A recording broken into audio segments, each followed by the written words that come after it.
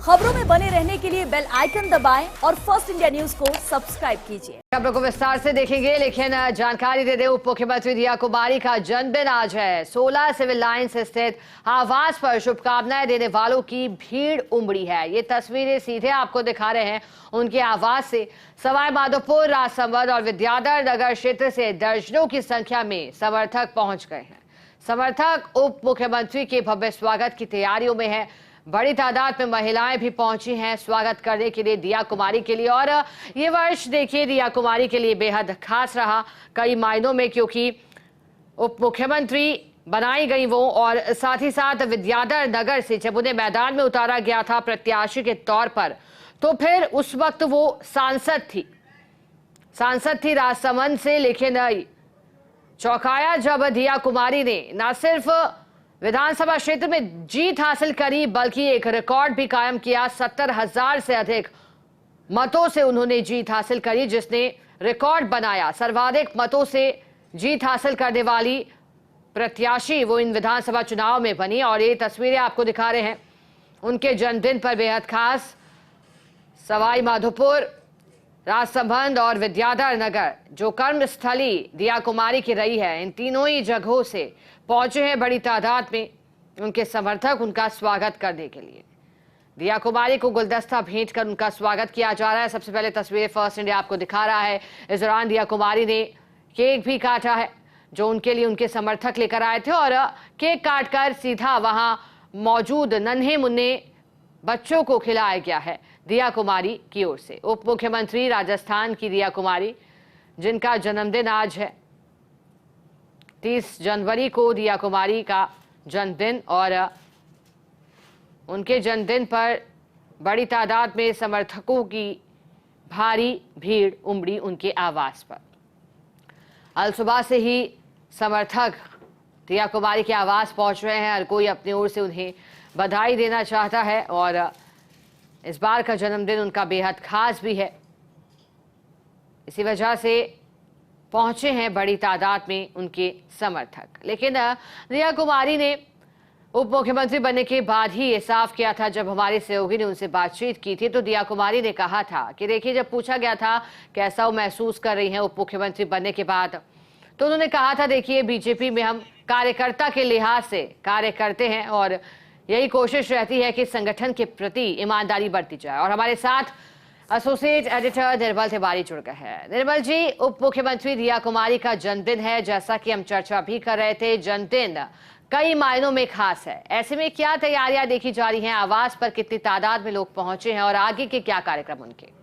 देखिए शिखा, इस समय उप मुख्यमंत्री दिया कुमारी अपने 16 सिविल लाइन आवास पर मौजूद हैं। वो दिल्ली से सीधे जयपुर आए, और जयपुर आने के बाद उन्होंने सीधे अपने आवास पर पहुंचे। यहाँ पर सबसे पहले उन्होंने आंगनबाड़ी के जो बच्चे हैं, बहुत छोटे बच्चे, उनके साथ उन्होंने केक काटा। केक काटकर अपने जन्मदिन का शुरुआत किया। अब इस समय जो RK सोनी जो जादूगर हैं, वो अपना जादू का शो यहाँ पर दिखा रहे हैं। वरिष्ठ भाजपा नेता ओमकार सिंह लखावत यहाँ आए। लखावत ने सबसे पहले उनको चुनरी उड़ाई, उनका स्वागत किया। और अब लगातार जिस तरह का 16 सिविल लाइंस पे राजसमंद से देखिए बहुत सारे लोग आए। सवाई माधोपुर से, जहाँ से पहले सबसे पहली बार विधायक चुनी गई थी, वहां से बहुत सारे लोग आए हैं। विद्याधर नगर से, जहाँ से अभी वो वर्तमान में विधायक चुनी गई हैं, वो यहाँ से काफी लोग आए। और लगातार सब शुभकामनाओं का जो दौर है, क्योंकि वो लगातार सब इंतजार कर रहे थे कि उनको शुभकामनाएं दें। कुछ देर बाद सिटी पैलेस भी वो जाएंगी, जहाँ पर एक उनके जन्मदिन के अवसर पर एक ब्लड डोनेशन कैंप है वहाँ। लेकिन क्योंकि आज राज्यपाल के अभिभाषण पे CM का रिप्लाई भी आना है विधानसभा में, तो ऐसे में आपको कुछ देर बाद विधानसभा भी जाना है। तो कार्यक्रम में लगातार कोशिश ये की जा रही है कि उनको जिस तरह का स्वागत, सत्कार, अभिनंदन का जो दौर चल रहा है, निश्चित तौर पर अभिभूत करने वाला है। और देखिए, मैं बता दूं हमारे दर्शकों को कि 30 जनवरी, क्योंकि आज शहीद दिवस भी है, तो सबसे पहले उन्होंने आज महात्मा गांधी को श्रद्धांजलि अर्पित की। उसके अलावा तमाम तैयारियां जो थी, सब अपने जो उनके प्रशंसक जो आए थे उनसे लगातार मिल रही हैं। और इस समय देखिए, जादू का शो इस समय देखा जा सकता है मंच पे।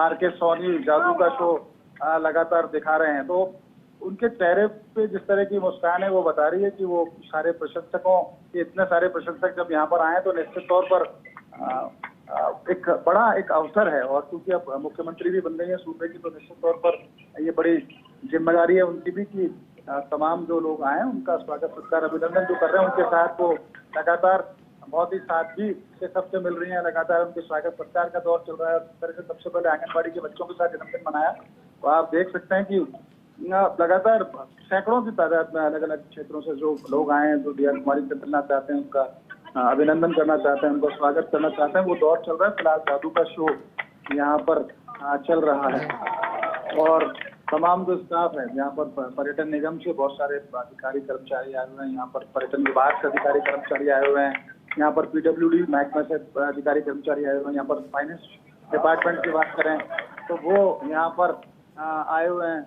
उसके अलावा महिला एवं बाल विकास विभाग, बाल अधिकारिता विभाग, तमाम जो उनके पास विभाग है उनके तमाम जो अधिकारी कर्मचारी हैं वो आए हैं और वो चाहते हैं कि वो उनके डिपार्टमेंट, क्योंकि वो बतौर उप मुख्यमंत्री भी और बतौर उनके विभाग की जो मंत्री है उनका वो स्वागत अभिनंदन करें। तो निश्चित तौर पर एक बड़ा दिन है आज और देखिए उनके चेहरे की मुस्कान बता रही है कि वो जादू के शो से कितने प्रभावित हैं और लगातार जो ये शो चल रहा है और उसके बाद उनको उनके जितने भी यहाँ प्रशंसक हैं वो मौजूद हैं, वो लगातार कोशिश इस बात की जा रही है कि उनको सब उनका अभिनंदन करें, स्वागत करें। बहुत सारे लोग, कोई चुनरी लेके आया है, कोई फूल माला लेके आया है, कोई दुपट्टे लेके आया है और कोई बुके लेके आया है। बहुत सारी ऐसी चीजें हैं और देखिए ये दूध डाला गया था डब्बे में और उसमें से गुलाब के पेटल्स, रोज पेटल्स देखते हैं, उनको स्वागत किया गया। तो जादू का शो समाप्त हो चुका है शिखा और लगातार स्वागत अभिनंदन का जो दौर है वो यहाँ पर जारी है। निर्मल जी, एक और जानकारी दीजिएगा, क्योंकि दिया कुमारी का जन्मदिन आज है। पूर्व राज परिवार के सदस्य के तौर पर उन्हें पहचाना जाता रहा था पहले, लेकिन अब जिस तरह से राजनीति में उनकी पारी की शुरुआत अब खास तौर पर दिखाई दे रही है इन वर्षों में।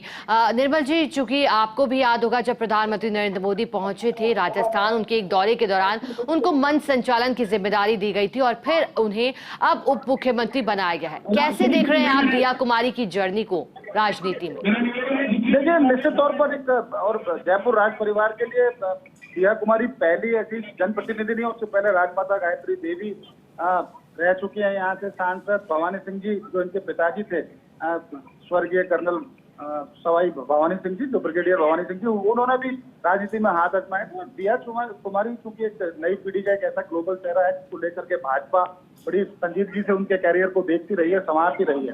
सबसे पहले उनको सवाई माधोपुर में, मेरे को ध्यान है कि उनको जिस तरह से अवसर दिया गया, उन्होंने किरोड़ीलाल मीणा जैसे दिग्गज जो नेता थे उनको उन्होंने मात दी थी विधानसभा चुनाव के अंदर। उसके बाद उनको केंद्र में भेजने की बात आई तो उनको राजसमंद से उनको टिकट दिया गया, तो राजसमंद भी हो गई। तो पहले ही चुनाव में, लोकसभा चुनाव में राजसमंद से जीता और उसके बाद अब राजसमंद छोड़ करके उनको वापस राज्य में वो अपना महत्वपूर्ण भूमिका निभाए, तो इसलिए उनको यहाँ विद्याधर नगर से उन्होंने चुनाव लड़ा और बहुत बड़ी एक बहुत विशाल जीत दर्ज की। उसके बाद उनको उप मुख्यमंत्री जैसा दायित्व दिया गया और उप मुख्यमंत्री बनने के बाद भी देखिए उनको जो विभाग दिए गए वो बहुत ही महत्वपूर्ण विभाग है।